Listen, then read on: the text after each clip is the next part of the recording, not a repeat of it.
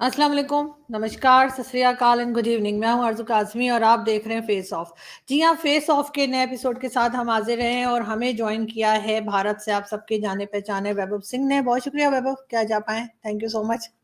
Thank you Aditya ji, thank you. और पाकिस्तान से भी आप सब जानते हैं अब्दुल समद याकूब, पीटीआई से इनका ताल्लुक है और आज हम समद को बहुत तंग करने वाले हैं क्योंकि पीटीआई के बारे में भी सवाल होगा और इमरान खान के बारे में भी। तो यकीनन आज हम बहुत टफ टाइम देने वाले हैं समद साहब आपको। थैंक यू सो मच कि आ जा पाए। शुक्रिया शुक्रिया जी। तो सबसे पहले समद आपकी तरफ ही चलूंगी। जिस वक्त इमरान खान साहब की गवर्नमेंट थी उन्होंने ट्रेड बंद कर दिया इंडिया के साथ। उसके साथ ही ये भी कहा गया कि बाजवा साहब जो हमारे पहले आर्मी चीफ रह चुके हैं, उनका कहना था कि जी 10-20 साल के लिए कश्मीर इशू को साइड पे रख दिया जाए और भारत के साथ बातचीत की जाए, टर्म्स को बेहतर किया जाए। लेकिन उस वक्त भी यही बताया गया कि इमरान खान साहब ने इनकार कर दिया। मगर जब 370 हटाया गया तो ये भी इल्जाम लगा इमरान खान पे कि उन्होंने कोई आवाज नहीं निकाली या उन्होंने कोई खास शोर नहीं मचाया उसके ऊपर। आप क्या कहेंगे, क्या भारत के साथ ताल्लुकात नहीं चाहिए थे, पाकिस्तान को इस वक्त जरूरत है और हम देख रहे हैं कि क्या हालत हुई हुई है और बातचीत जो है वो ना होने के बराबर है। तो इसका जिम्मेदार आप समझते हैं इमरान खान है? देखें, ट्रेड के हवाले से तो मैं बड़ा क्लियर हूँ कि ट्रेड तो होनी चाहिए। वो तो मतलब उस बारे में दो सोच पाई जाती है कि ट्रेड होनी चाहिए, नहीं होनी चाहिए। ये कोई ऐसी सैंक्शंस नहीं है कि इंडिया को फ़र्क पड़ता है। हाँ, क्योंकि पाकिस्तान की इम्पोर्ट ज़्यादा है इंडिया से, तो पाकिस्तान को तो फ़र्क पड़ सकता है। ज़ाहिर है, एक चीज़ अगर हमने कहीं और से इम्पोर्ट करनी है तो उससे बेहतर है कि बंदा जो पूरी दुनिया में रीजनल ट्रेड जो होती है वो हमेशा होती है। अब इसका जिम्मेवार इमरान खान को ठहराना, देखें, कश्मीर के हवाले से हमेशा जब भी बात होती है वो दो दो तरह के सॉल्यूशन या दो तरह की रिस्पॉन्स की बात होती है। पाकिस्तान के अंदर से भी, पाकिस्तान के अंदर से दो तरह की अप्रोच आज भी प्रिवेल करती हैं, और वो ये है कि एक है कि आप इंसर्जेंसी को सपोर्ट करें, भले वो खुफिया तौर पे ही सपोर्ट करते हैं इंसर्जेंसी को, और भले वो उसको मिलिटेंसी को सपोर्ट करें, वो तो वो रास्ते तो जनाब चलते रहते हैं। लेकिन खान साहब या प्राइम मिनिस्टर या जो भी एक सिविलियन लीडर होता है, वो क्या कर सकता है? वो आवाज़ उठा सकता है, यूनाइटेड नेशन का मान जो या कोई भी हो, या ज़्यादा से ज़्यादा सिंबॉलिकली जिस तरीके से हमने 5 अगस्त को आवाज़ उठाई थी। या अब ये कहना कि जी कि इमरान खान का रिस्पॉन्स, मैं तो बड़ा जस्टिफाइड इसलिए कहता हूँ कि अगर मैं आवाज़ भी ना उठाऊँ तो मैं और क्या करूँ? ठीक है? या ट्रेड को बंद कर देना, वो तो कोई इतना, वो तो सिंबॉलिक सी बात हो जाती है। लेकिन जो 370 अगर इनके सुप्रीम कोर्ट में आज भी वो पेंडिंग है केस, अंदर से आवाज़ें उठती हैं, तो उसके बारे में तो एक अलग डिबेट हो जाती है। वो तो बड़ी लंबी डिबेट जाएगी कि 370 और 35 ए, उस पे तो अगर प्रोग्राम किया जाए तो मेरे ख्याल में वो तो 2 घंटे भी अगर आप प्रोग्राम करें तो वो एक अलग बहस चलती रहेगी। लेकिन क्या किसी कॉन्फ्लिक्ट को रिज़ॉल्व करना, अगर आपके रीजन में या नेबरहुड में, अगर आपके नेबर्स में अगर कोई कॉन्फ्लिक्ट हो गया तो उसको रिज़ॉल्व कैसे करना है? वो कैपेबिलिटी ना इनमें है ना हम में है कि जी सैंक्शंस लगा देना या बाकी वो कर देना। तो उस हवाले से तो मैं कहूँगा कि अगर आवाज़ उठी भी है तो उसमें कोई हर्ज वाली बात नहीं है कि यहाँ से अगर कोई एहतजाज हुआ था।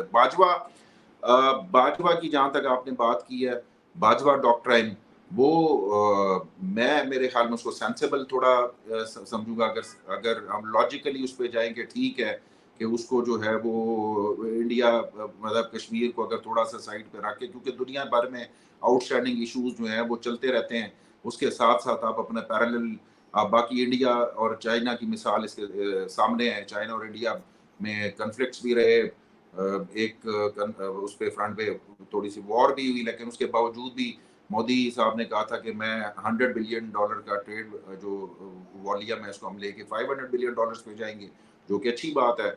अगर आप, या वो उनका रशियंस के हवाले से ट्रेड की बात हो, वो भी उनका स्टैंड जो था इंडिया का। इसलिए हम कहते हैं कि आज़ाद फॉरेन पॉलिसी जो है वो आज़ाद थ्योरेटिकली उसको अडॉप्ट करना और प्रैक्टिकली इम्प्लीमेंट करना, उसमें फ़र्क होता है। जो ज़ाहिर इकोनॉमिकली ज़्यादा स्ट्रॉन्ग होता है, जिस तरीके से इंडिया है, वो लोग कर सकते हैं।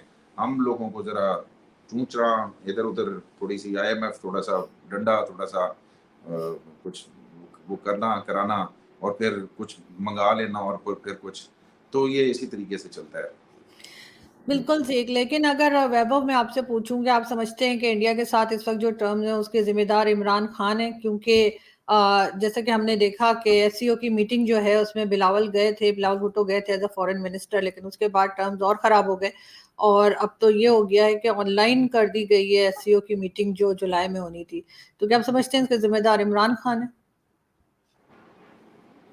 देखिए, इमरान खान के साथ सबसे बड़ी प्रॉब्लम जो, मतलब एज एन इंडियन मैं आपको बताऊं कि इमरान खान के साथ रिलेशन कभी अच्छे हो ही नहीं सकते थे, बिकॉज इमरान खान जिस तरह की भाषा का प्रयोग करते थे, जिस तरह की जुबान इस्तेमाल करते थे प्राइम मिनिस्टर मोदी के लिए, पर्सनल लेवल के कमेंट्स करना और मतलब बहुत फ्रीक्वेंटली इस तरह की बातें करनी कि small people in big offices, और इस तरह की जब आप बात करते हैं, वो भी एक ऐसे प्राइम मिनिस्टर के बारे में जो कि किसी रिगिंग से नहीं आया है, किसी आरटीएस की पैदावार नहीं है, उसको फुल मेजोरिटी लेकर के आया है, उसको कोई जनरल फैज ने यहाँ पे इंस्टॉल नहीं किया है, वो किसी बाजवा डॉक्ट्रिन के थ्रू प्राइम मिनिस्टर नहीं बना है, उसको पॉपुलर वोट्स मिले और फुल मेजोरिटी मिली है। इंडिया में फुल मेजोरिटी पिछले 30 साल में किसी भी पार्टी को नहीं मिली थी, और उस प्राइम मिनिस्टर को, जिसको कि एक बार नहीं बल्कि दो बार फुल मेजोरिटी मिली और सेकंड टर्म में पिछले टर्म से ज्यादा वोट मिले हैं। तो अगर आप इतने पॉपुलर प्राइम मिनिस्टर को और आप इस तरह की भाषा का प्रयोग करते हैं और इस तरह की बातें करते हैं कि small people in big offices, और उसके बाद आप डिप्लोमेसी को इस तरह का आप इस तरह से ट्रीट करते हैं कि आप मतलब जैसे कि आप अपने घर के किसी क्लब में या बनीगाला में बैठ के आप अपने लोगों से बात कर रहे हैं। डिप्लोमेसी उस तरह नहीं होती है। डिप्लोमेसी में हर एक शब्द, हर एक अल्फाज बहुत नाप तोल के बोले जाते हैं, और जो काम इमरान खान को नहीं आता था। और इमरान खान की जो ओवरऑल पर्सनालिटी थी वो इस तरह की थी कि यहाँ पे जो बैठे हुए जो ब्यूरोक्रेट्स भी हैं इंडिया में, उनको भी चीज समझ में आ रही थी कि वो जिस तरह की अपनी तकरीरों में जिस तरह की लैंग्वेज वो यूज आज भी करते हैं। मौलाना फजलुर रहमान, जो कि कम से कम 70 साल की उनकी उम्र होगी, 65-70 साल की, 70 साल के बुजुर्ग को आप डीजल कह के बुलाते हैं। आप मुझे बताइए, वो आपका सियासी मुखालिफ है? इंडिया में भी सियासी मुखालफत होती है, लेकिन क्या प्राइम मिनिस्टर मोदी ने या राहुल गांधी ने या किसी भी इंडिया के सीनियर पॉलिटिशियन ने क्या कभी अपने ओपोनेंट को इस तरह की भाषा, अमर्यादित भाषा, मतलब इस तरह से बोलते थे, एक सतह से नीचे की जुबान इस्तेमाल करते हुए आपने सुना है? आप नहीं सुनेंगे। तो सियासतदान जो होता है वो लड़ता है एक दूसरे से, एक दूसरे के खिलाफ केसेस बनाता है। क्या इंडिया में अपने ओपोनेंट्स के ऊपर केसेस नहीं बनाते? क्या गांधी फैमिली ने मोदी के ऊपर जो है दर्जनों केसेस नहीं बनाए थे? क्या आज बीजेपी की गवर्नमेंट है तो कांग्रेस के लोगों के ऊपर केसेस नहीं बन रहे? वो होता है, वो सियासत में ये चीजें चलती रहती हैं। लेकिन आप अपनी जो कहते हैं ना कि आप अपनी जो एक सिविलिटी होती है आप उसको लूज नहीं करते हैं अपने और वो आपकी अपब्रिंगिंग, आपके संस्कार बताते हैं कि आपकी जो अपब्रिंगिंग किस तरह से हुई है। तो जब आप किसी भी बंदे को, जब आप प्लेटर पे रख करके सारी चीजें दे दें और जहांगीरी तरह के जहाज में बिठा बिठा करके आप पूरे दुनिया से लोगों को ला करके वो उसे घर पे बनी गाला पे बिठा दें कि हाँ आओ गले में पट्टा पीटीआई का डालो और वजीर बन जाओ, जब आप हर कुछ, अगर वो सियासी स्ट्रगल, मैं आपको पिछले प्रोग्राम में भी मैंने कहा था कि इमरान खान सियासतदान नहीं है, उनको सियासत नहीं आती। अगर वो सियासतदान होते तो वो जिस तरह की जबान का इस्तेमाल करते हैं, इस तरह की जबान कोई भी सियासतदान पूरी दुनिया में कहीं नहीं करता। क्या वो एर्दोगान के बड़े फैन बॉय हैं? तो क्या एर्दोगान अपने सियासी मुखालफों को इस तरह से डीजल के नाम से बुलाता है? क्या वो ये कहता है मुंह पे हाथ फेर के, दाढ़ी पे हाथ फेर के कि मैं इनको देखता हूँ भी कैसे निकलते, मैं इनका एसी उतरवाता हूँ, मैं इनको ये करता हूँ? ये चीजें नहीं है। तो इंडिया में क्या है कि इंडिया में इमरान खान को लेकर के जब तक उनकी गवर्नमेंट थी, वो कोल्ड शोल्डर जो बार बार इंडिया की तरफ से मिल रहा था, वो ओवरऑल जो इमरान खान की जो पर्सनालिटी है, वो इंडिया में लोगों को पता था कि ये दुकान नहीं चलेगी, ये दुकान बंद होनी है। क्योंकि ये जो जिस तरीके की वो सियासत कर रहे थे, जिस तरीके की गवर्नेंस कर रहे थे, जिस तरह से वो चीजों को डील कर रहे थे, वो इंडिया में भी बैठे लोगों को, हमको पता था। मतलब प्राइम मिनिस्टर के पास तो बड़े डिपार्टमेंट्स होते हैं, बड़ी लोग होते हैं जो उनको हर रोज की डेली की अपडेट्स देते हैं कि आज क्या हो रहा है, कल क्या हो रहा है। हमारे जैसे लोगों को जिनके पास कोई अपना अमला नहीं है जो हमको आकर के रोज सुबह बताता हो कि आज पाकिस्तान में क्या हो रहा है, लेकिन उनको तो बताने वाले हैं। तो अगर मुझे ये चीज समझ में आ रही थी कि ये दुकान का शटर गिरना है, बहुत बहुत जल्द गिरना है, तो उनको भी पता था, तो वो क्यों एंगेज करते? और इस चीज का मैं मानता हूँ कहीं ना कहीं फ्रस्ट्रेशन थी इमरान खान में, बिकॉज इमरान खान को ये लगता है कि the earth revolves around him, ये जो धरती है ना, ये उनके इर्द गिर्द घूमती है, सूरज के इर्द गिर्द नहीं घूमती। तो ये जो एक परसेप्शन था अपने बारे में और लार्जर देन लाइफ अपनी इमेज, जिसमें कि बहुत सारा हाथ इनकी अपनी पार्टी के लोगों का था, जो उनको बता रहे खान साहब आप भिड़ जाए, खान साहब आप लड़ जाए, वो उसका नतीजा क्या हुआ है वो आज आपने देखा है। तो ये मैं ये मानता हूँ कि इमरान खान को लेकर के जो भी इंडिया की तरफ से रिएक्शन था वो नेचुरल था, वो होना ही था। इमरान खान साहब अगर दोबारा भी प्राइम मिनिस्टर बन के आ जाए, अगर वो उसी तरीके से अपनी उनकी बॉडी लैंग्वेज वही हुई और उनका जो तर्ज सियासत है अगर वो भी वही रहा, तो फिर से इंडिया से मुझे लगता है कि कोई भी उनको मतलब वार्म जो है ना वो नहीं मिलेगी इंडिया से उनको। बिल्कुल अच्छा, सही, मैं लेकिन जी, रिस्पॉन्ड करूंगा। लेकिन समझ एक चीज, बिल्कुल आप रिस्पॉन्ड किएगा, मैं एक चीज और यहाँ पे समझ ऐड करूंगी, जो जैसे वैभव ने बात की कि उनके लोग और एडवाइजर्स भी होते हैं बहुत सारे प्राइम मिनिस्टर के, आपको नहीं लगता कि इमरान खान साहब को क्या कोई एडवाइस नहीं करता था कि आपने किस तरह की लैंग्वेज इस्तेमाल करनी है किसी दूसरे के लिए, खासतौर पर प्राइम मिनिस्टर्स के लिए?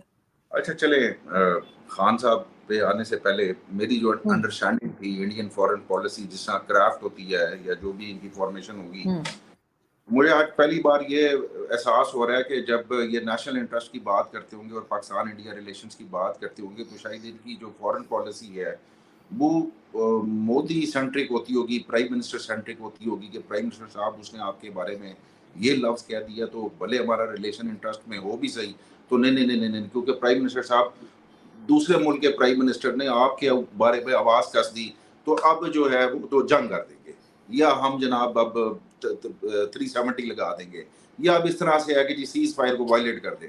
अच्छा, मेरा ख्याल है कि मैं ये समझता था कि बड़ी मैच्योर होगी, लेकिन ऐसा होना नहीं चाहिए अगर ये कह रहे हैं, क्योंकि इनकी वैभव भाई की सारी बातों से ये लग रहा है कि इमरान जो पूरा इनकी वो है वो रिवॉल्व कर रही है इमरान खान का एटीट्यूड क्या है यहाँ पे किसी भी सियासतदान को लेके या अपने ओपोनेंट को लेके। दूसरा ये कि वो उनकी कुछ बातें या चंद वर्ड्स जो कि दुनिया में उसको अच्छा नहीं माना जाता as a head of country कि कोई किसी दूसरे अभी सीरिया का जो प्रेसिडेंट गया है वहां पे सऊदीया, उनकी जंगें हुई हैं, ये तो आप कह रहे ना कि वो आपको एतराज था कि स्मॉल मैन इन, वो भी किसी कॉन्टेक्स्ट में उन्होंने इमरान खान ने कह दिया, तो भाई जिनकी जंगें हो रही हैं वो भी आपस में मिलके बैठ रहे हैं, तो ये एतराज करना। और दूसरी बात देखें वैभव, मेरे प्राइम मिनिस्टर का या मेरे पार्टी चेयरमैन का क्या एटीट्यूड है ये डिसाइड तो करना है कि अवाम ने चूज करना है कि क्या वो इस तरह के एटीट्यूड या इस तरह के ब्लंट स्टेटमेंट्स देने वाले या ओपोनेंट जो अपने ओपोनेंट्स है उनको मलाइन करने वाले शख्स को क्या वो दोबारा ऑफिस के लिए चूज करते हैं, क्या वो गवर्नमेंट देना चाहते हैं, क्या वो उनको उतना पॉपुलर मानते हैं, ये तो डिसाइड करेगा बैलेट बॉक्स, ये तो डिसाइड करेगा उनकी पॉपुलैरिटी। ये ना मैं डिसाइड कर सकते हैं ना आप डिसाइड कर सकते हैं। अब मोदी जी की क्या पॉलिसी है, ठीक है, मैं ये जानता हूं कि वो पॉपुलर है, मैं ये जानता हूं कि इंडिया ने उनको री इलेक्ट की और दोबारा ज्यादा अक्सरियत से की है, और मैं ये भी फोरकास्ट कर सकता हूं जितनी मेरी इंडियन पॉलिटिक्स के बारे में अंडरस्टैंडिंग है कि वो तीसरी बार भी इलेक्ट होंगे। तो सो एक सर्टेन पॉइंट तक के ठीक है उनका आपका एतराज इमरान खान के ऊपर कि उनको वो कुछ लफ्ज यूज नहीं करने चाहिए किसी भी हेड ऑफ स्टेट या हेड ऑफ गवर्नमेंट में के लिए, मगर वो इतराज इस बात के लिए काफी नहीं है कि आप ये कहेंगे क्योंकि इमरान खान ने मेरे प्राइम मिनिस्टर को ये कह दिया तो हम तो बात करने को तैयार ही नहीं है। तो वो उसे वो मतलब पर्सनल लेवल के ऊपर ये आपके मेरे दरमियान तो हो सकता है कि जी मुझे वैभव ने एक प्रोग्राम में या मेजर गौरव जी ने एक प्रोग्राम में वो कह दिया तो मैं इकट्ठी कर लेता हूँ, नहीं जी इंडिया के साथ मैं रिलेशंस जो है ना वो अब नहीं चाहता। जी वैभव, आपको लगता है कि वाकई में ऐसा होना चाहिए, थोड़ी सी मैच्योरिटी दोनों तरफ दिखाएं? मैं एक बात आपको बताता हूँ, देखिए बात सिर्फ इतनी सी इस लेवल तक महदूद नहीं है कि मतलब आपने चूंकि प्राइम मिनिस्टर के बारे में ये चीज कही इसलिए हम पाकिस्तान से कोई भी मुज़ाकरात नहीं करेंगे। इमरान खान ने जब इस तरह की बातें की तो ऐसा नहीं कि इंडिया और पाकिस्तान की बातचीत नहीं हो रही थी। इंडियन स्टेट की जनरल बाजवा से और जो इनकी पार्टी के बड़े अजीज हैं जनरल फैज अमीन, उनसे मुलाकातें होती थी, बहुत सारी मीटिंगें हुई हैं, और वो तो अब तो मतलब लोग बातें करते हैं ना, मतलब अब तो ये कोई ढकी छुपी बात नहीं है। पाकिस्तानी मीडिया में भी लोगों को पता है कि कुवैत में मुलाकात हुई, दुबई में मुलाकातें होती रही इनकी, और ये आपस में बैठ करके ये तो बातें करते रहे। इमरान खान प्राइम मिनिस्टर और अजीत डोवल की और हमारे मोईद यूसुफ की मुलाकात, 2 NSAs की मुलाकात हुई थी, गालिबन थाईलैंड में हुई थी, और एक और वेन्यू था जहां पे मुलाकात हुई थी। डीजी मैं बात कर रहा हूँ, मैं जनरल बाजवा की और जनरल फैज हमीद की जो मीटिंग्स हुई थी मैं उनकी बात कर रहा हूँ। मोईद यूसुफ वाली मीटिंग की बात मैं अभी नहीं कर रहा। मेरे कहने का मतलब ये है कि ऐसा नहीं है कि बातचीत बंद हो गई थी।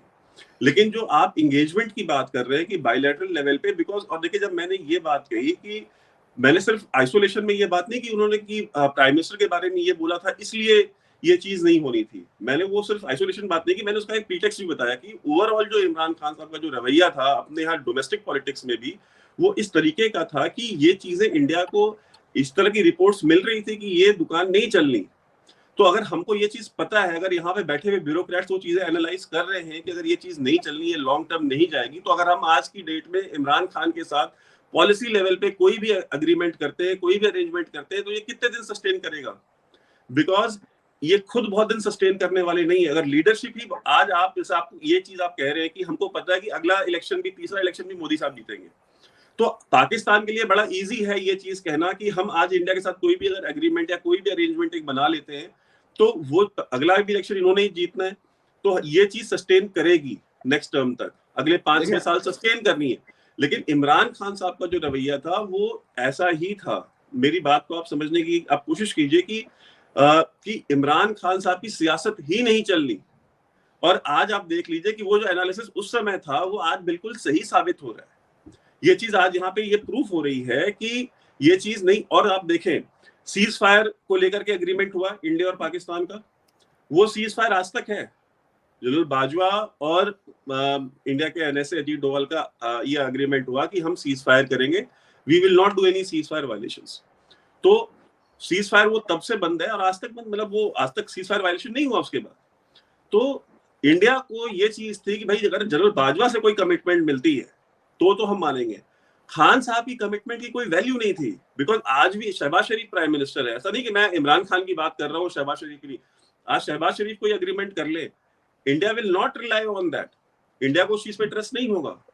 अगर आसिफ मुनीर अगर कोई एग्रीमेंट करता है, कोई अरेंजमेंट करता है, कोई अंडरस्टैंडिंग करता है, तो इंडिया कहेगा हाँ ठीक है, इस पे हम मानने को तैयार है, बिकॉज ही नोज या इंडियन एस्टैब्लिशमेंट नोज की हु कॉल्स द शॉट्स इन पाकिस्तान। अब तो इमरान खान साहब ने भी कह दिया है समद भाई कि it was Bajwa who was calling all the shots.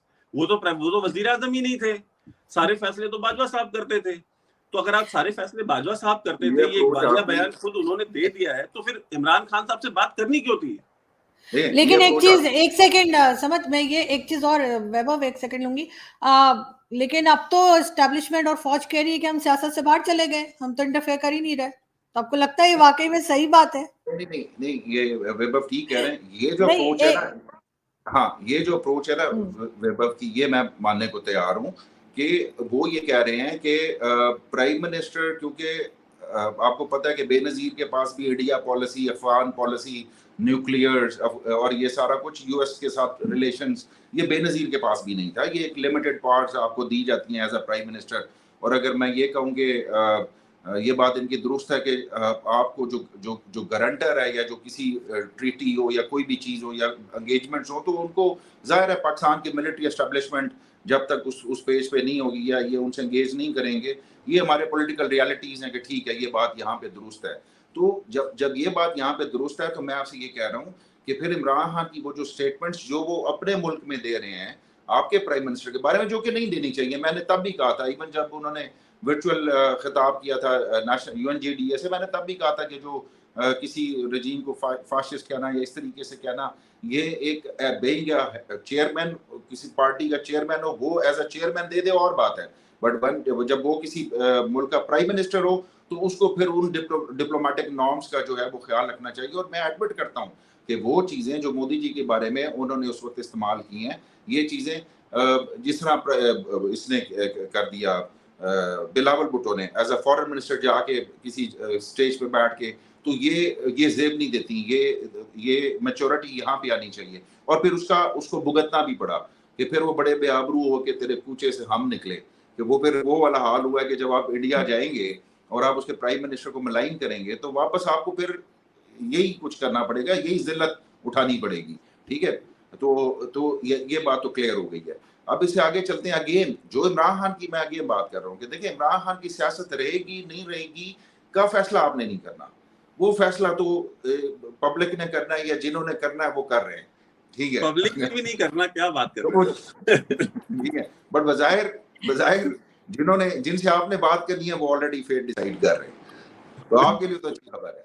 नहीं, एक वो हुआ लेकिन करते थे मौलाना शाह अहमद नूरानी हुआ करते थे जब जियाउल हक थे, तो जियाउल हक ने मौलाना शाह अहमद नूरानी से कहा कि देखे पीएनए की तो सारी पार्टियां हमारे पास आ गई हैं और आप रह गए, तो आप भी आ जाएं और आकर के फिर अब हम इसको, भाई आप वजारत ले लें, आपको जो चाहिए हम आपको देने को तैयार है, आप क्यों अड़े। तो शाह अहमद नूरानी ने कहा कि नहीं नहीं, मैं नहीं आऊंगा, मैं तो मतलब वो बड़े इंसाफ पे खड़े थे। और उन्होंने कहा कि मैं तो, जैसे नजरियाती सियासत पीटीआई करती है ना, वैसे ही वो नजरियाती सियासत कर रहे थे और कहते नहीं नहीं हम आपके साथ नहीं जाएंगे। तो हुआ ये कि अच्छा, उस समय याद रखिएगा कि जेयूआई हो गई, नवाबदादा नसरुल्लाह खान हो गए, मुस्लिम लीग हो गई, और ये आपकी पीडीपी हो गई, ये सारी पार्टियां जा चुकी थी टूट करके, मतलब मौलाना शाह अहमद नूरानी अकेले रह गए थे तो पीएनए में। तो उसके बाद जियाउल हक ने क्या किया था, जियाउल हक ने ना वो पार्टी तोड़ दी थी शाह अहमद नूरानी की, और जहूरुल हसन भोपाली एक वो हुआ करते थे, मतलब सहाफी थे, जर्नलिस्ट थे, और उनकी मौलाना शाह अहमद नूरानी के साथ में थे। तो वो एक पूरा का पूरा एक ग्रुप लेकर के उनकी पार्टी से निकल गए, जिसमें हनीफ तैयब थे, तालहा यूसुफ थे, आला शमीमुद्दीन थे, दोस्त मोहम्मद फैजी थे, और ये सारे के सारे, ये सारा सबको लेकर के वो चले गए। आपको पता है वो जो पार्टी बनी, ये जो ग्रुप बना, उस ग्रुप का नाम क्या था? क्या नाम? उस ग्रुप का नाम था इस्तेकामे पाकिस्तान काउंसिल। ठीक है, तो एक वो इस्तेकामे पाकिस्तान काउंसिल बनी थी और इस्तेकामे पाकिस्तान पार्टी बनी है जो जहांगीर तरीन साहब के साथ है, और वो उस समय जियाउल हक ने पार्टी तोड़ी थी। आज किसने तोड़ी है मुझे नहीं पता, समद भाई मुझे बता दें आज किसने तोड़ी है, लेकिन जो आज जो पार्टी बनी है उसका भी नाम इस्तेकामे पाकिस्तान है, लेकिन वो इस्तेकामे पाकिस्तान पार्टी है, और वो सारे पीटीआई वाले टूट के उधर जा रहे हैं। अब मैं ये देख रहा हूँ, मैं समद भाई को कब मुबारकबाद देनी है कि ये इस्तेकाम लाने के लिए ये भी उधर जा रहे हैं। इस पे मैं आपको एक शेर कहूंगा, तोड़ी उसने मुझसे तो जोड़ी मेरे रकीब से, तू मेरे यार के जोड़ तोड़ देख। तो आप हमारे यारों के जोड़ तोड़ देखें कि उन्होंने फिर जोड़ी किससे, वही जहांगीर तरीन, वही ये अब सोचे कि 45 साल बीत गए इस वाकये को, 45 साल बाद भी सेम स्कीम है, सेम वही तरीका है, तारीख से कुछ नहीं सीखा। ठीक है, कि तारीख से कुछ सीख लेते, और फिर वही गलतियां कर रहे हैं। और आप देख लीजिएगा 10 साल बाद ये जहांगीर तरीन की पार्टी, अब ये फिर कुछ जलसे जुलूस शुरू होंगे और ये फिर कुछ ना कुछ करेंगे, बिकॉज ये जो टेस्ट ट्यूब पॉलिटिशियंस बनाने की आदत है इनको, कोई भी नेचुरल लीडरशिप कभी नहीं आने देते। आप मतलब आप सहाफत में देख लीजिए, लोग इंस्टॉल किए हुए हैं, बिजनेस में लोग इंस्टॉल किए हुए हैं, मतलब कॉर्पोरेट वर्ल्ड तक में इन्होंने लोग इंस्टॉल किए हुए हैं। आप उसके बाद आ जाए ब्यूरोक्रेसी में इंस्टॉल किए हुए हैं, पॉलिटिक्स में इंस्टॉल किए हुए हैं। तो ये जो टेस्ट ट्यूब पॉलिटिशियंस बनाने की, और एक जो पूरा का पूरा पाकिस्तान को बेसिकली एक इन्होंने ना मतलब एक लैब बना के रखा है, वहां पे ये अलग अलग एक्सपेरिमेंट्स करते रहते हैं, एक्सपेरिमेंट से इनका दिल नहीं भरता, और इन्हीं एक्सपेरिमेंट्स के नतीजे में आज एक मजाक बन के रह गया है पूरा। मैं यहाँ पे एक सवाल करना चाहूंगी, लेकिन वो आप दोनों से ही है। पहले मैं समझ आपकी तरफ चलूंगी और फिर वही सवाल वैभव आपसे होगा कि इमरान खान को जैसे कहा जाता है कि जी एस्टेब्लिशमेंट की प्रोडक्ट हैं, वही लाए थे, वो कहते भी यही है कि जी मुझे कुछ काम नहीं करने दिया गया, और खुद ही जो कुछ एस्टेब्लिशमेंट चाह रही थी, एजेंसीज चाह रही थी, वही हुआ। तो फिर आखिर ऐसी क्या बात हुई कि फिर इमरान खान को हटा दिया गया? इमरान खान जैसे चल रहे थे, पपेट प्राइम मिनिस्टर भी कहलाते थे, तो चलने देते, आपके ख्याल से हटाया क्यों गया? अब इसका जवाब मैं एज अ पीटीआई रिप्रेजेंटेटिव नहीं दूंगा या पीटीआई की तरफ से नहीं दूंगा। मैं एज अ पॉलिटिकल एनालिस्ट आपके इस प्रोग्राम में कुछ चीज़ें ऐसी हैं जो मैं शायद इससे पहले कभी किसी प्रोग्राम में, क्या मैं ज़रा क्लोज ग्रुप में भी बैठ के नहीं करता, वैभव की मौजूदगी में। मैं आपको एक वाकया सुनाता हूँ जिससे आपको थोड़ा सा आइडिया हो जाएगा। पहली बात तो ये कि इख्तलाफ हुआ बुज़दार के ऊपर, और वो ये बात मुझे उस शख्स ने बताई है, मेरे उस दोस्त ने, जिसने ये वाकया इमरान खान से भी सुना इस पॉइंट के ऊपर, बुज़दार के ऊपर इख्तलाफ का, जो कि अलीम खान की वजह से हुआ, और ये जनरल बाजवा से भी सुना, दोनों से सुना। तो जनरल बाजवा साहब का कहना ये था कि यार देखो, रात को जो है ना वो कमिटमेंट हो गई, मेरी बात होगी, मैंने उनसे कहा कि ठीक है जी, अलीम खान जो होंगे वो होंगे और मेरे से कमिटमेंट कर दी। और अगले दिन अलीम खान जहाज उन्होंने लिया अपना, इस्लामाबाद लैंड किया और पहुंच के खान साहब के पास। खान साहब ने पूछा कि यार तुम क्या करने आए हो? तो उसने कहा सर वो मुझे तो पता चला कि आप मुझे सीएम बना रहे हैं। उसने कहा किसने तुम्हें कहा? तो वो तुम जनरल बाजवा ने कहा था कि भाई आपको जाहिर है बाजवा की कमिटमेंट, आप जिनसे आप कमिटमेंट लेना चाह रहे हैं, मैं उनकी बात आपको बता रहा हूँ। तो उन्होंने कहा कि नहीं कोई ऐसी बात नहीं है, जाओ तुम। तो वो मतलब मुंह उठाए वापस चले गए कि यार यहाँ पे तो बात ही कुछ और है, ये तो बात ही नहीं उसने मानी। तो उन्होंने जनरल बाजवा को फोन किया या जो भी कांटेक्ट किया, तो बाजवा साहब ने कांटेक्ट किया इमरान खान से कि यार वो कल तो आपने मुझे कमिट किया है कि जी आप सीएम चेंज कर रहे हो और न्यू सीन। तो उन्होंने कहा नहीं यार रात को मैंने बड़ा सोचा लेकिन मेरी समझ में नहीं आता। वो बेसिकली बात ये थी कि उनका किसी से मशवरा हुआ, जो भी हुआ। अब दूसरा जो एतराज था वो नोटिफिकेशन के ऊपर था, DGISI का नोटिफिकेशन के ऊपर। अच्छा चले उस पे आमिर डोगर ने सबसे पहले आके आइस ब्रेक की, जिन्होंने ये इख्तलाफ बताया। मैं उससे भी आगे चलता हूँ, यही आमिर डोगर। और मैं आज आपको नाम लेके इसलिए बता रहा हूँ कि चीजें जब खोल के रखनी है तो मैं आज पूरी खोल के रखूंगा। तो ये आमिर डोगर साहब चीफ विप भी थे, special assistant to prime minister भी थे, MNA मुल्तान से जावेद हाशमी को हराया था, आजकल जेल में है। अच्छा इसके बाद हुआ ये कि DGISI भी चेंज हो गए, वक्त गुजरा, DGISI भी चेंज हो गए, तो एक बिल आना था। ये बड़ा इंटरेस्टिंग है। अब बिल आना था और बिल के लिए बंदे तो नहीं थे, बंदे पूरे, जाहिर बात है बंदे पूरे कैसे होते? वो तो जो खान साहब कहते हैं कि बंदे कौन पूरे करता था। तो मैं अब उनके पास बैठा हूँ। अब यूं समझ लें कि टेबल के ऊपर उनके पास 3-4 जहाज हैं जो कि उनकी एक्सेस में है। मतलब वो अपने स्टाफ को जो कांटेक्ट कर रहे हैं अपने MNAs को। तो एक MNA आगा खान हॉस्पिटल में बीमार पड़ा हुआ है तो उसको कहते हैं कि जी मैं आपको एयर एम्बुलेंस भिजवा दूंगा। तो दूसरे से बात होती है, वो कहता है मुझे चार्टर्ड प्लेन चाहिए क्योंकि मैंने तो बावलपुर से आना है। तो उन्होंने कहा ठीक है जी आपको चार्टर्ड प्लेन भिजवा देंगे। किसी को हेलीकॉप्टर चाहिए तो ठीक है जी हेलीकॉप्टर। इसी असना में आमिर लियाकत को फोन करते हैं। हाँ जी किधर हो? उसने कहा सर मैं इस्लामाबाद पहुंच गया हूँ और मैं अपने MNA लॉज में हूँ। तो वो कहते हैं कि अच्छा चलो मैं तुम्हारे पास शाम को आऊँगा। तो फ़ोन बंद किया तो उन्होंने इंस्ट्रक्शंस दी अपने स्टाफ को, जो उनका PS था उसको, कि उस एजेंसी को कहो कि इसकी लोकेशन ट्रेस करे। मैं हैरान, मैंने कहा ये तो बड़ा कन्फ्लिक्ट चल रहा है और अगले दिन बिल है, तो ये एजेंसी मीन्स के that they are still supporting them. तो मैं बड़ा थोड़ा सा हैरान हुआ। अब ये कॉन्फिडेंशियल बातें हैं। तो उसके बाद अगले दिन वो खैर लोकेशन भी ट्रेस हो गई, पता चला कि वो ठीक बोल रहा था, गलत नहीं कह रहा था आमिर लियाकत। अगले दिन आमिर लियाकत साहब असेंबली पहुंच गए। असेंबली पहुंचे तो मीडिया ने घेर लिया। मीडिया ने सवाल किया कि आमिर लियाकत साहब आप तो जनाब बॉयकॉट के ऊपर थे और वो सारा कुछ, तो आप कैसे आ गए? तो उसने कहा मैं आया नहीं हूं, मैं लाया गया हूँ।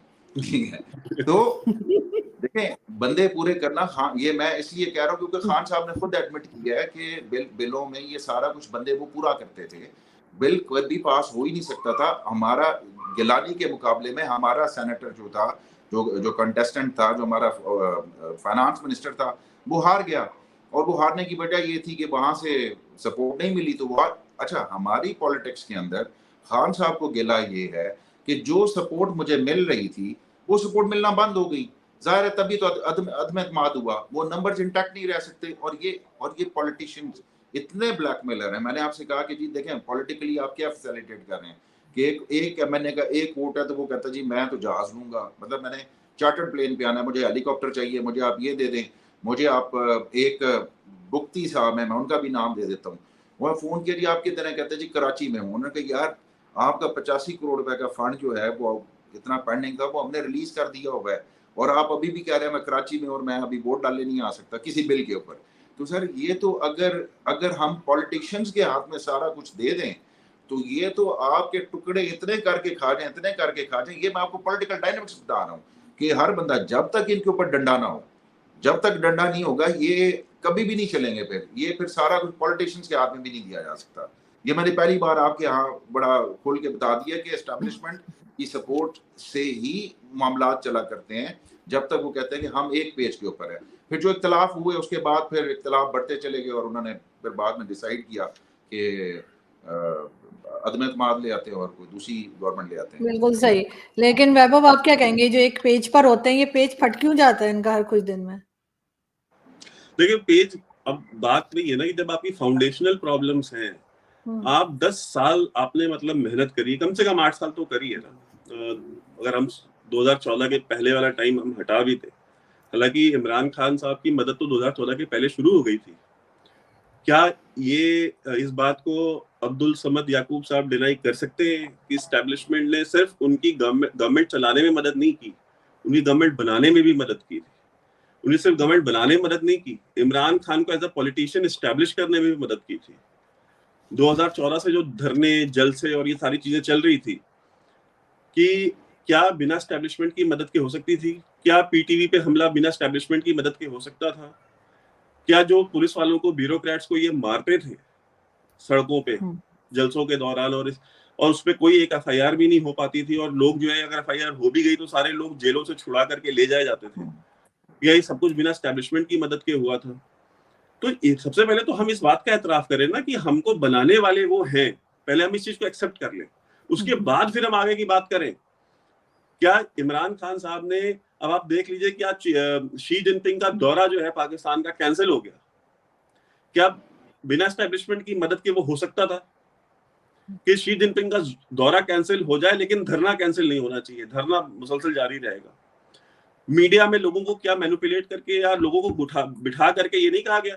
अब तो ये इमरान रियाज खान कहता है ना कि हमको बुला बुला करके हमको सुनाया जाता था, हमको बताया जाता था, हमको प्रूफ दिखाए जाते थे। तो वो प्रूफ कौन दिखाता था? इनको कौन कहता था? वो किसकी बातें कर रहा है? वो इन्हीं एजेंसियों वालों की बातें कर रहा है ना, कि आपने ये नैरेटिव पुल करना है, आपने ये बात करनी है, कल आपने वो बात करनी है। मतलब आज वो जो इनके फैसल वाडा, जो इनके पार्टी के पुराने वजीर भी है, अगर वो कहते हैं कि जिनके पास बीड़ी पीने के पैसे नहीं थे, आज वो 10-10 करोड़ की गाड़ियों में कैसे घूम रहे हैं, तो मतलब आप सोचे ना कि अगर वो ये चीज हुई है तो कैसे हुई है। तो कहीं ना कहीं सबसे पहले तो हम ये एडमिट करें कि हाँ, हमारे अंदर प्रॉब्लम्स हैं, हम खुद उस सिस्टम के बेनिफिशियरीज हैं। जहां तक इन्होंने पॉलिटिशियंस की बात की कि पॉलिटिशियंस कितने ग्रीडी है और किस तरह से वो ब्लैकमेलिंग करते हैं, आपको अंदाजा ही नहीं है कि यहाँ इंडिया में भी यही सेम चीज चलती है। और यहाँ पे तो आपके यहाँ तो 80-85 करोड़ रुपए होते ही कुछ नहीं है। हमारे यहाँ तो हजारों, मतलब इंडिया की अगर आप जीडीपी का साइज देखें, हमारा वॉल्यूम देखें, तो यहाँ पे तो जो करप्शन होती है वो तो इस लेवल पे होती है कि आप सोच भी नहीं सकते। अब आप ये देख लें कि इंडिया में जो अलग अलग पार्टियां हैं, इंडिया में तो कोई ऐसी 2-3 पार्टी सिस्टम नहीं है कि हाँ चलो ठीक है, एक पीटीआई हो गई, नून लीग हो गई, और ऐसा कुछ नहीं है। यहाँ पे हमारे बड़ी सारी पार्टियां, बड़ी बड़ी पार्टियां, हमारी जो रीजनल पार्टीज है वो बहुत स्ट्रांग है। आप केरला चले जाए, तमिलनाडु चले जाए, आंध्र प्रदेश चले जाए, तेलंगाना चले जाए, यहाँ पे सब रीजनल पार्टियों की गवर्नमेंट है। इवन यूपी में भी, यूपी जो सबसे बड़ा राज्य है, सबसे बड़ा सूबा है इंडिया का, 30 करोड़ की आबादी है उस सूबे की, पाकिस्तान से ज्यादा सिर्फ उस एक सूबे की आबादी है, जहाँ पे योगी आदित्यनाथ चीफ मिनिस्टर है। वहां पे जो दो सबसे बड़ी पार्टियां थी इस मतलब बीजेपी के आने तक, वो दोनों रीजनल पार्टियां थी, समाजवादी पार्टी और बहुजन समाज पार्टी। तो आप इस चीज को, और देखिए ये सारे ब्लैकमेलिंग करते हैं, और ये अभी तो 2014 में फुल मेजोरिटी गवर्नमेंट आई ना प्राइम मिनिस्टर मोदी की, 2014 तक तो सारी कोलिशन गवर्नमेंट्स ही चलती रही हैं। तो वहां जितने भी अलाइज थे वो ब्लैकमेल करते थे, और ब्लैकमेल हर बिल पे, यहाँ पे भी ये सेम चीज चलती थी। आपको याद होगा एक बड़ा, जब इंडिया और अमेरिका की जब न्यूक्लियर डील हुई थी, तो उस समय इंडियन पार्लियामेंट में जो नोटों की गड्डियां खोल करके जो दिखाया गया और बताया गया कि कितने करोड़ों रुपए जो है 2008 में दिए गए मेंबर ऑफ पार्लियामेंट्स को, एमएनएस को, वोट देने के लिए उस बिल के फेवर में, जो कांग्रेस पार्टी ने दिए, रूलिंग पार्टी ने। तो कैश फॉर वोट का वो बहुत बड़ा स्कैंडल है इंडिया में। तो ये देखिए, सियासत जहां भी होती है ये चीजें होती हैं। हम कोई, ये जो पूरा खित्ता है, इस पूरे खित्ते में अगर आप ये सोचे कि कोई क्या अमेरिका में पॉलिटिशियंस करप्ट नहीं है? क्या अमेरिका में पॉलिटिशियंस ब्लैकमेल नहीं करते? यूके में नहीं करते? हर जगह होती है ये चीजें। क्या अभी 2018 तक जो नून लीग की गवर्नमेंट थी, तो उनके बिल कैसे पास होते थे? क्या एजेंसियां पास कराती थी? क्या बंदे एजेंसियां लाके देती थी? आप जो नेचुरल जो पॉलिटिक्स चल रही है, आप उसको चलने दें। चीजें होती हैं, वो समय के साथ अपने आप ठीक होती हैं। आप हर बार उस चीज को स्कटल करते हैं, एक प्रोसेस को खुद इनिशिएट करते हैं, फिर आपकी मर्जी के हिसाब से अगर कोई चीज नहीं चलती तो आप उसको फिर डिरेल कर देते हैं, फिर आप एक नया एक्सपेरिमेंट करते हैं। सब नया एक्सपेरिमेंट इस्तेकामे पाकिस्तान लेके आए हैं। अब देख लीजिए 8-10 साल में ये फिर, अच्छा, वो इस्तेकामे पाकिस्तान काउंसिल का जो हाल हुआ था, वही हाल इनका भी होगा कि आज 45 साल बाद जो मेन स्ट्रीम पॉलिटिशियन है उनको नहीं पता उसके बारे में। बिल्कुल। ठीक है, कभी तो इस पे हमें पाकिस्तान के बारे में भी आज से 40 साल बाद किसी को नहीं पता होगा। देखिए नहीं, आप ठीक कह रहे हैं, लेकिन यहाँ पे क्योंकि टाइम थोड़ा लिमिटेड है, मैं लास्ट क्वेश्चन पे जाऊंगी और वो भी आप दोनों से ही होगा। पहले वैभव आपकी तरफ चलूंगी। अगर हम थोड़ा सा पाकिस्तान में तो खैर है ही, लेकिन जरा सा पड़ोस में चले जाएं, यानी अफगानिस्तान की तरफ। अफगानिस्तान की गवर्नमेंट बनवाई, पाकिस्तान के फौजी गए, जनरल फैज को हमने बहुत बार देखा वहां पे कावा शावा पीते हुए। तो अब ऐसी क्या बात हो गई है कि जिसकी वजह से आप देखते हैं कि अफगानिस्तान के लोग जो हैं वो कोई खास लिफ्ट नहीं करा रहे पाकिस्तान को, और यहाँ तक कि जनरल बाजवा को जिस आदमी ने बुरा भला कहा था फ्रांस में, वो भी कोई अफगानिस्तान का ही बताया जा रहा है, जिसको अब कह रहे हैं कि अरेस्ट भी कर लिया गया है। तो ये इस जगह तक कैसे पहुंचे? ये हमारे जाहिर एजेंसीज और फौजियों का ही कोई कारनामा होगा, लेकिन ये है क्या हुआ है? देखें, पहली बात तो ये कि मैं एक मिनट वैभव से समझ वैभव। वैभव से पूछ रही थी अच्छा, जी। मुझे लगा आप समझ से पूछ रही हैं, आप एक बार क्वेश्चन रिपीट कर दें जरा।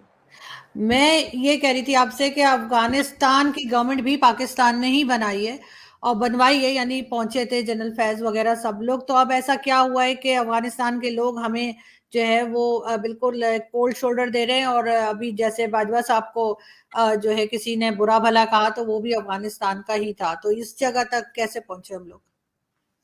नहीं, देखिए इस जगह कैसे पहुंचे हैं, अगर आप ये देख लें कि आपने गवर्नमेंट वहां बनाई है।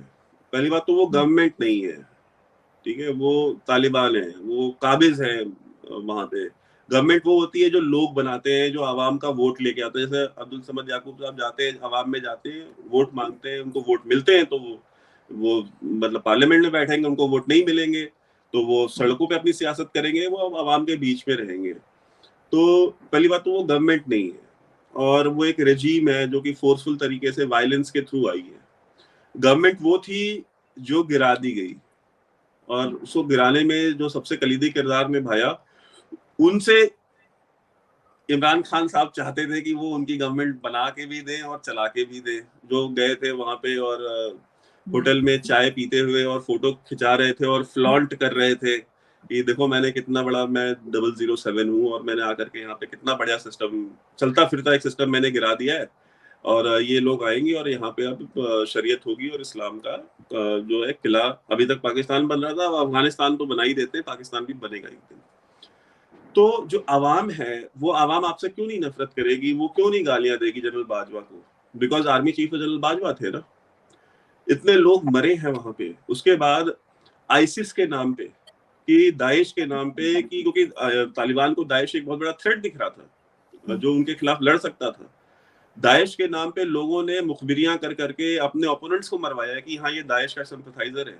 सैकड़ों हजारों की तादाद में लोगों को गोलियां मारी हैं तालिबान ने आने के बाद, और सिर्फ इस बिना पर कि ये दाइश के हैं या ये दाइश के प्रति ये इनके अंदर कोई सिंपैथी है, ये या उनसे मिले हो सकते हैं।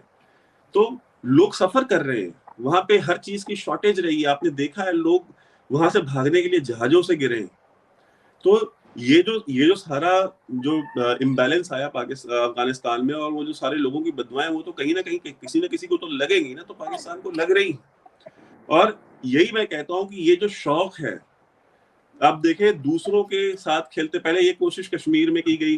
अच्छा, पाकिस्तान का मैं अफगानिस्तान में रोल पे मैं बात करने जाऊंगा तो फिर मैं वो कोल्ड वॉर से शुरू करूं, और फिर यहाँ तक फिर बड़ी लंबी दास्तान है।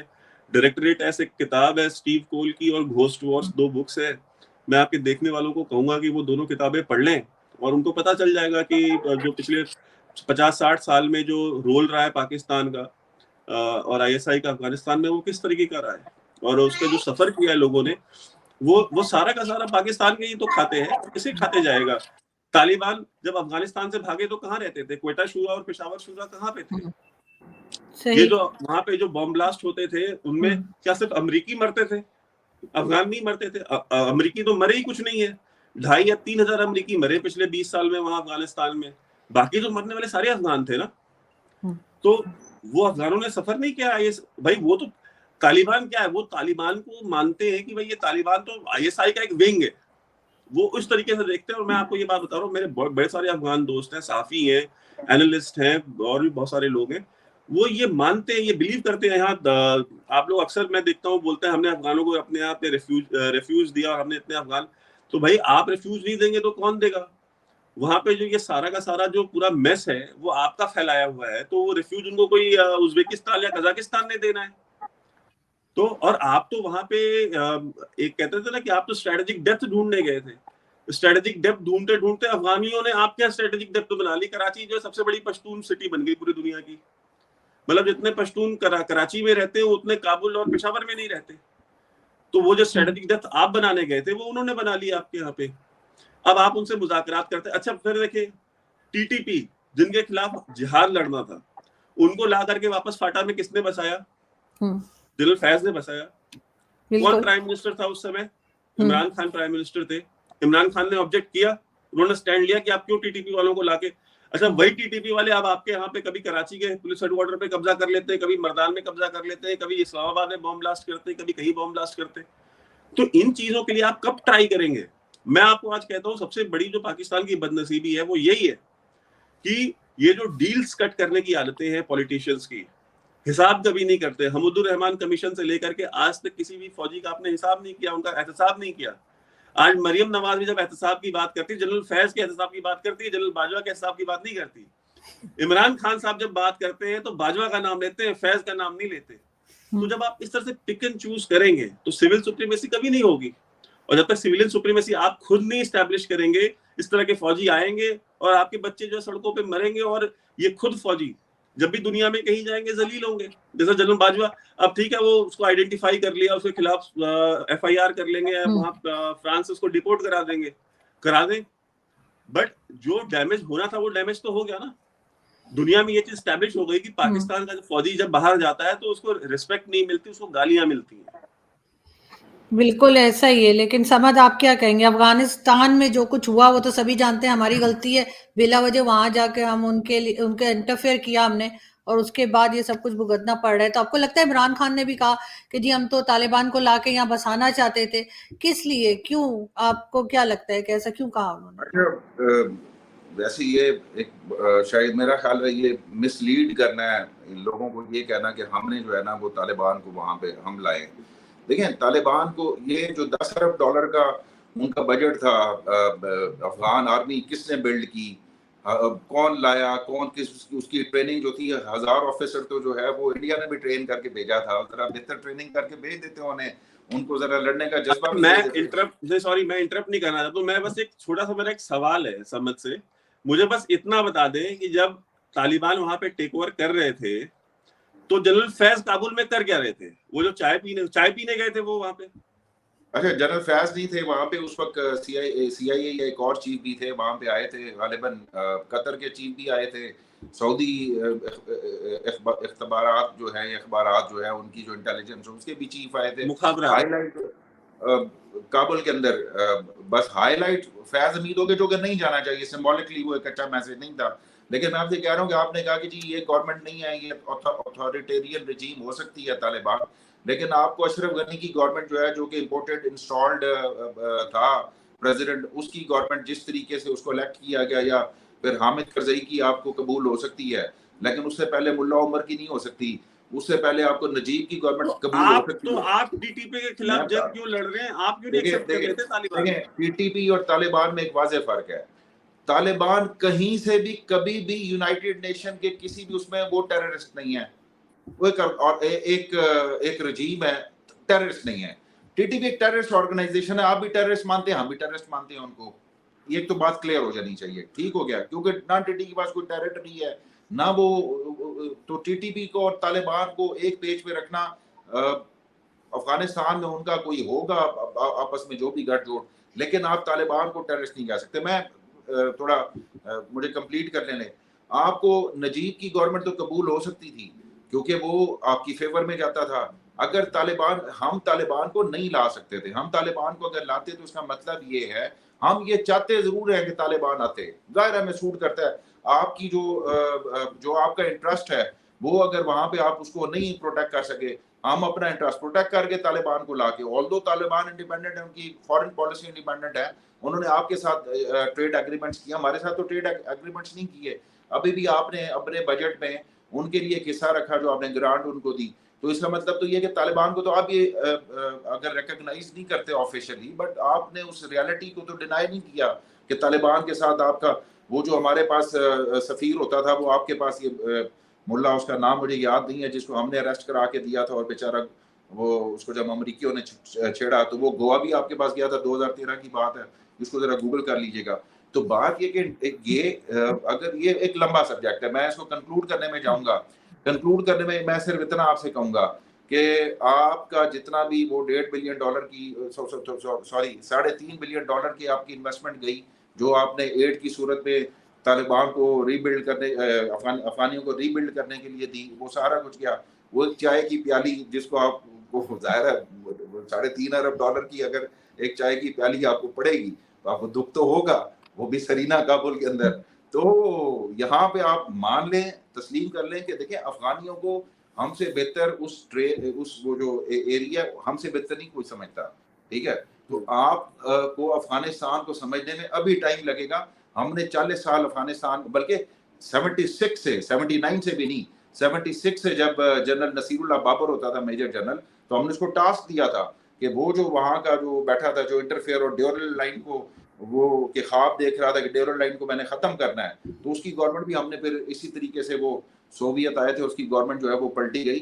तो आप अफगानिस्तान में तो कम अज कम हमारे ये वो पिच है, ये वो स्टेडियम है कि उसको शारजा का स्टेडियम समझे कि यहाँ पे हम नहीं आ रहे हैं, यहाँ पे नहीं आ रहे हैं हम। अच्छा, अब आपने चूंकि ये बात कर दी है तो जरा मुझे ये तो बताएं कि नूर वली महसूद जो अभी अमीर है टीटीपी के, उन्होंने बैत किसके हाथ पे की हुई है?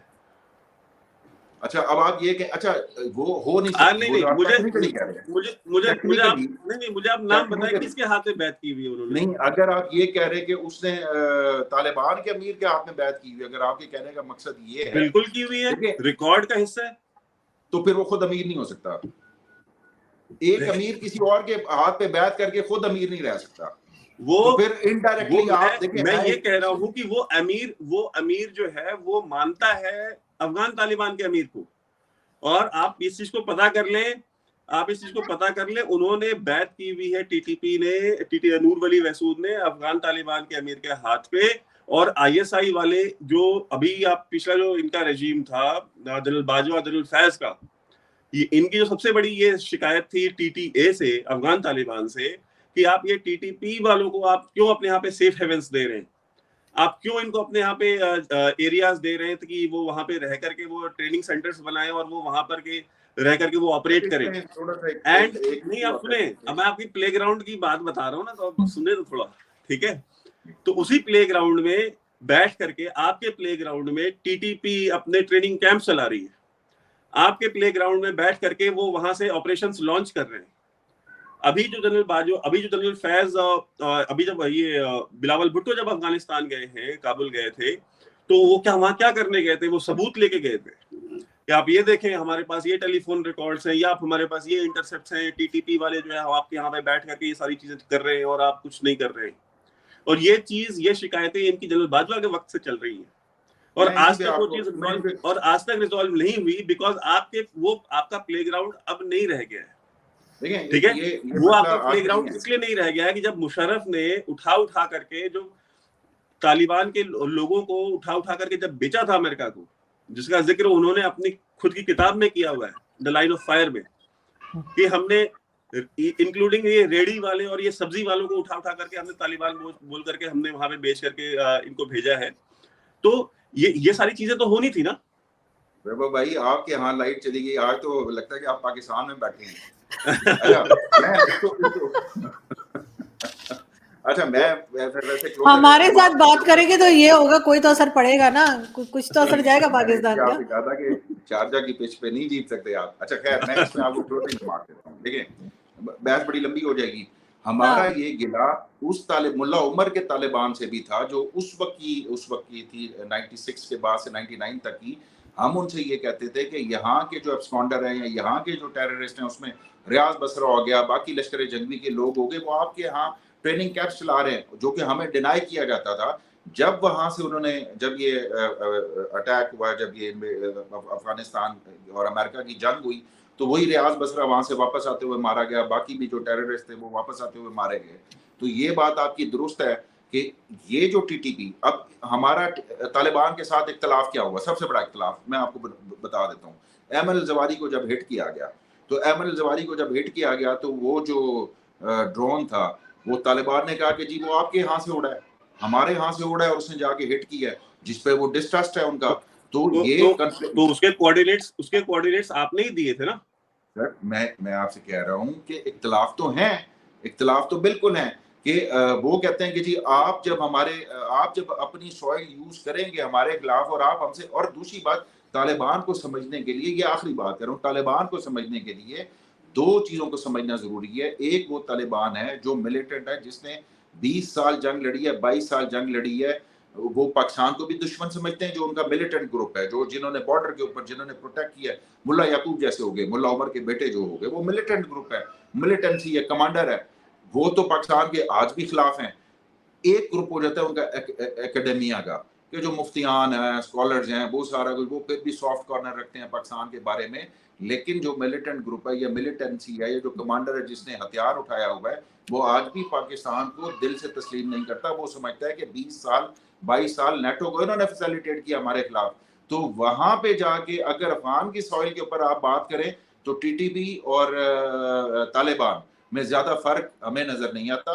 यहाँ पे हम जरूर आप लोगों को सेग्रीगेट करते हैं कि जी इस वाले टीटीपी को तो नहीं छोड़ेंगे, उन वालों को तो खैर हम उसका कर भी कुछ नहीं सकते उनका। गुड तालिबान और बैड मैं तालिबान। इसमें एक चीज बस ये कह देता हूँ, आपके पास देखिए तालिबान, आपने जैसे कहा कि दो ग्रुप्स हैं मुख्तलिफ, एक स्कॉलर्स हैं और मुफ्तियान हैं और ये सारे हैं, और एक है जो लड़ने वाले, जो जंगजू, जो उनकी फौज है जिन्होंने जंग लड़ी।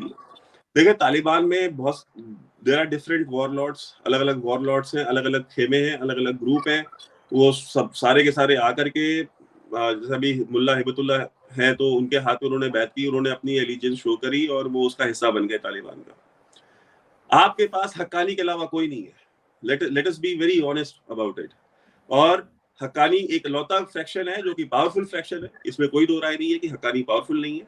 हक्कानी पावरफुल फ्रैक्शन है और वो आपके साथ है, लेकिन वो वाहिद फ्रैक्शन है जो आपका लॉयल है। उसके अलावा कोई भी ऐसा नहीं है, नहीं आप सुन ले, ऐसा कोई भी ग्रुप नहीं है जो आपके आप पारा की इंस्ट्रक्शंस उस शिद्दत से फॉलो करे जिस शिद्दत से हक्कानी ग्रुप करता है, या सिराजुद्दीन हक्कानी करता है, या अनस हक्कानी करेगा, या उसका भाई करेगा। ठीक है। और आपने जैसे बात की कि जो बेसिकली आज की डेट में आप देख लेना, काबुल में बैठ करके सिराजुद्दीन हक्कानी को जो करना होता है वो करते हैं, लेकिन जो अमीर है अफगानिस्तान का वो काबुल में नहीं रहता, वो कंदहार में रहता है। और जो कंदहार में बैठा हुआ है उसके बीच में, और जो काबुल में बैठा हुआ है उसके बीच में एक फ्रिक्शन है, और वो फ्रिक्शन जो है, वो फ्रिक्शन आपके मिटाए नहीं मिट रही। आपने बड़ी कोशिशें की है कि ये फ्रिक्शन ना हो, लेकिन वो फ्रिक्शन नहीं मिट रही। और मुल्ला उमर के जो बेटे हैं मुल्ला याकूब, उनकी कितनी सपोर्ट है टीटीपी को, ये हम सबको पता है। टीटीपी बिना मुल्ला याकूब के सपोर्ट के वहां पे ऑपरेट नहीं कर रही, और टीटीपी को वो यूज कर रहा है to punish Pakistan and to weaken Sirajuddin Haqqani. अगर आपने, मैं आपको बहुत, आपका जो प्ले ग्राउंड है ना, मैं उस प्ले ग्राउंड की छोटी सी डायनामिक्स आपको बता रहा हूँ सर। आपने अगर एक्चुअली में उसको अपना शारजा वाला पिच बनाना है ना, तो आप मुल्ला याकूब को हटा दें या तो, ठीक है, अगर आपके बस में है तो। लेकिन आप वो नहीं कर सकते, अगर आप कर सकते तो आप कर चुके होते, क्योंकि मुल्ला याकूब के पास एक बहुत बड़ा ग्रुप है लॉयलिस्ट का। सिराजुद्दीन हक्कानी की स्ट्रेंथ क्या है कि उसके पास फाइटर्स हैं, लड़ने वाले लोग हैं उसके पास, ये उसकी स्ट्रेंथ है। लेकिन फिर वो स्ट्रेंथ सिर्फ उसके पास नहीं है, उसकी वो स्ट्रेंथ फिर मुल्ला याकूब के पास भी है। और मुल्ला याकूब इज नॉट लॉयल ऑफ आप पारा, वो किसका लॉयल है वो वक्त बताएगा, लेकिन आपका लॉयल नहीं है बिल्कुल। बिल्कुल। मैं आखिरी बात करके जी जी मुल्ला याकूब का बाप मुल्ला उमर के उस्ताद, मुल्ला उमर का सुसर, मुल्ला उमर की, वो मैं आपकी सारी बात मान, अगर आप इस तरह की बातें करेंगे ना तो फिर ये मैं आपको मैं भी 70s और 80s में जाऊंगा और फिर मैं आपको बताऊंगा कि नई दिल्ली के ताज होटल में गुलबदीन हिकमतयार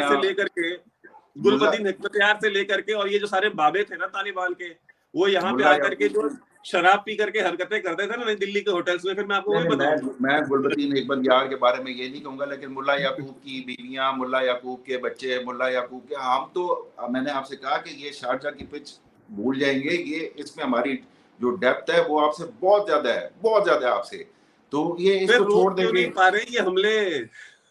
देखिए छोड़ दें इन बातों को। नहीं, हम इसको फिर किसी वक्त कंटिन्यू करेंगे, और क्योंकि फिर सिर्फ अफगानिस्तान का टॉपिक रखेंगे ताकि वाकई में पता लगे कि शारजा की पिच है या नहीं है या क्या हो रहा है, उस पर हम बात करेंगे। आज के लिए बहुत शुक्रिया आप दोनों का कि आप लोगों ने ज्वाइन किया, बहुत अच्छा लगा और बहुत कुछ सीखने को मिला। खास तौर पे मुझे ऑडियंस से भी ये उम्मीद है कि वो लोग भी आपकी बातों से बहुत कुछ हिस्ट्री का भी और इस वक्त का भी बहुत कुछ समझ पाएंगे। बहुत शुक्रिया आप दोनों का, क्या जाए। Thank you so much. Thank you. Thank you.